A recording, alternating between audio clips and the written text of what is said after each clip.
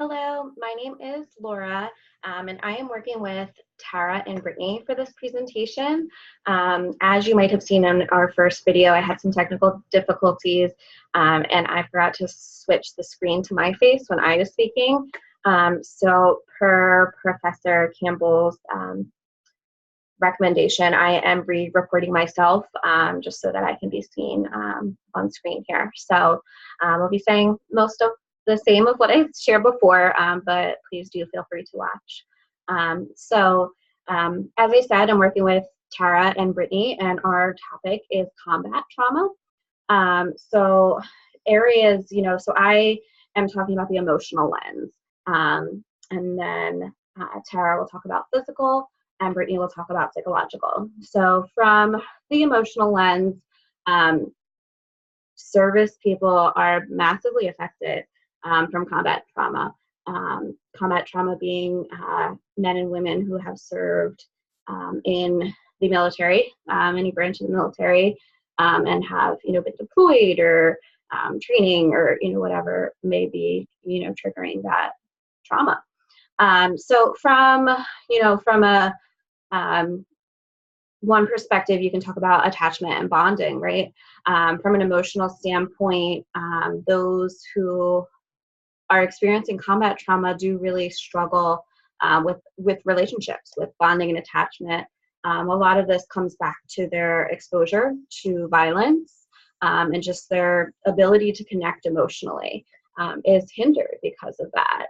Their emotional system can be very overwhelmed, as anyone who's experiencing trauma, but in particular with combat trauma. And as our Vanderkolk text talks about, individuals who are experiencing trauma, specifically combat trauma, tend to have a fear of expressing emotions, so they internalize more, and that affects their ability to form relationships, or maintain or continue or reach out. So another area kind of related to that is just being able to relate to others. If you think about those who are serving and the things that they see in combat, the deaths, the violence, just to name two of the huge ones there, right? You think about how that is going to affect their ability to connect with others and relate to others, because someone who hasn't been deployed is going to have a much different outlook or opinion or view on these things as someone who has lived it, especially someone who may have done that in multiple deployments as well. Talking about another area through the emotional lens where you may struggle having a history with combat trauma is just this ability of lack of control, right? When you're in the military, there's military systems, there's lots of rules, regulations, it is structured, and then you come back into civilian life, and it's very different, and adjusting and kind of relating to family and friends and those around you emotionally. There's kind of that lack of control that you're used to. Used to kind of having that lack of control and following commands and things, with combat, but then coming back, regaining that in the right areas and appropriate areas, not taking too much, can be a really delicate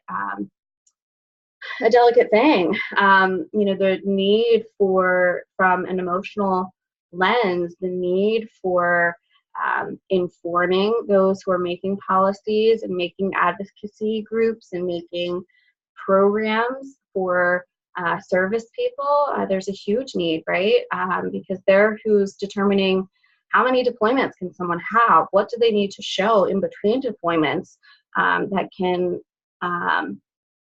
help to share whether or not they're ready for another deployment. How can we be preparing soldiers prior to deployment to make sure that they have the systems in place? How can we create the right programs for reintegration back into civilian life? How can we pull all those support systems? So from a social lens, that then speaks to just kind of the need for support systems, right? So just kind of in conclusion here, as we talk about, the social context of combat trauma, they need support systems. They need, there's groups out there like the VA and, other organizations that are there to support them, but are they doing what they need? Are they experienced in trauma and what that looks like? What kind of programs are there? Who is spreading awareness for these people? Not just the service people. They're not the only ones affected from combat trauma. Their family members, their spouses, their children. So how are we supporting everybody there in order to minimize the effects of combat trauma and help people recover? So that's my part of the presentation. Like I said, Tara talks about physical, and then Brittany talks about psychological. So thank you for watching.